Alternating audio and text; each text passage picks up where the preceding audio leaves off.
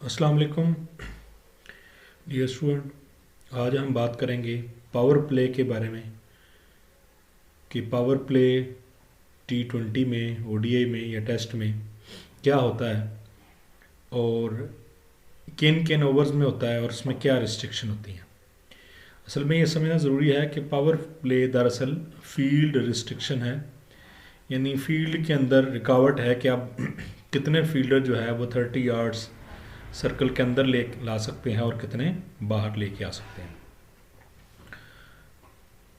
तो ये क्रिकेट का ग्राउंड है, ये जो आपको ग्रीन के अंदर नज़र आ रहा है हिस्सा, ये 30 यार्ड्स का सर्कल है और इसी से ही रिलेटेड होता है पावर प्ले। अगर हम T20 की बात करें तो T20 में जो पहले 6 ओवर्स होते हैं ये फर्स्ट पावर प्ले होता है और इसमें सिर्फ दो फील्डर जो है वो 30 यार्ड्स का जो सर्कल है उससे बाहर लगाए जा सकते हैं। और दूसरा पावर प्ले जो है वो 7वें ओवर से स्टार्ट होता है और 20वें ओवर तक जाता है और उसमें आप 5 फील्डर जो है वो 30 यार्ड सर्कल के बाहर लगा सकते हैं। इससे ज़्यादा फील्डर आप जो दायरा है जिसको बोलते हैं वो 30 यार्ड सर्कल है उससे बाहर नहीं लगा सकते।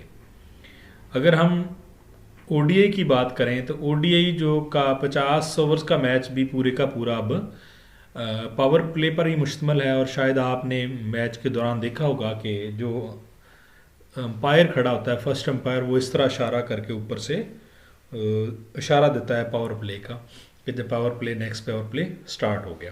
शुरू शुरू में था इसमें कोई पहले 10 ओवर, कभी 15 ओवर, फिर उसमें 5 बैटिंग के, 5 फील्डिंग के। अब ऐसा नहीं है, अब ऑटो तरीकाकार से जो है ना 50 के 50 ओवर्स की पावर प्ले हैं, लेकिन इसके 3 पावर प्ले हैं। फर्स्ट जो है पहले ओवर से लेकर 10 ओवर, यानी पहले 10 ओवर जो है ODI में ये फर्स्ट पावर प्ले हैं और इसमें सिर्फ 2 फील्डर जो हैं वो 30 यार्ड सर्कल के से बाहर रखे जा सकते हैं।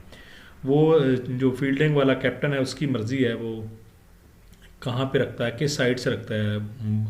जिस तरह की बॉलिंग है, बैट्समैन है, उसकी शॉट्स को या बॉलर की बॉलिंग को मद्देनज़र रखते हुए वो रख सकता है। दूसरा जो पावर प्ले है वो 11वें ओवर से स्टार्ट होता है और 40वें ओवर तक रहता है, यानी 11 से 40 ओवर्स। तो इसमें सेकंड पावर प्ले में जो 4 खिलाड़ी हैं वो मैक्सिमम आप 30 यार्ड सर्कल से बाहर रख सकते हैं। और जो आखिरी और तीसरा पावर प्ले है ODI के अंदर वो 41वें ओवर से शुरू होता है और 50वें ओवर तक जाता है, यानी 41 से लेकर 50, आखिरी 10 ओवर्स। तो इसमें 5 जो फील्डर्स हैं, जो खिलाड़ी हैं, वो 30 यार्ड सर्कल से बाहर फील्डिंग कर सकते हैं। अच्छा, ये अब ये भी सोचना ज़रूरी है कि ये पावर प्ले क्यों बनाया गया और क्यों इस तरह किया जाता है। ये एक तो खेल को दिलचस्प बनाने के लिए, और दूसरा ये है कि जितने फील्डर जो हैं वो सर्कल के करीब होंगे उतना जो बैट्समैन है वो खुलकर खेल सकेगा। और आपको पता है कि जितने चौके छक्के मैच के अंदर ज़्यादा हों उतनी ज़्यादा अम्यूज़मेंट जो है स्पेक्टेटर्स के लिए होती है। हालांकि बॉलर जितनी मर्जी अच्छी बॉलिंग कर रहे हों तो एक बॉल पे आउट कर लिया, दूसरी पे कर लिया, तो मतलब है कि उसके पूरे स्पेल के अंदर 2-4 बॉल्स ऐसी हो सकती हैं जो ज़्यादा यूज़ करती हैं जो वहाँ पे स्पेक्टेटर्स होते हैं। लेकिन अगर बैटिंग अच्छी चल रही है तो उससे फिर तमाशे जो बहुत ज़्यादा महसूस होते हैं।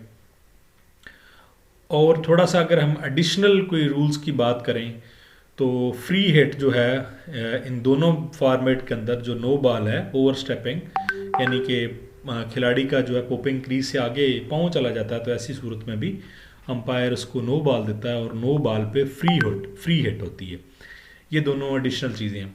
और फ्री हिट से मुराद ये है कि नेक्स्ट वो बॉल करेगा उस पे खिलाड़ी जो है वो आउट नहीं होगा सिवाय रन आउट के, यानी अगर वो रन आउट हो जाता है तो फिर वो को आउट कंसीडर होगा, अदरवाइज वो बोल्ड हो जाए, LB हो जाए, कैच हो जाए, यानी जितनी भी बाकी टाइप्स हैं उसमें से किसी में भी आउट हो जाए तो वो आउट तस्वर नहीं होगा सिवाय रन आउट के।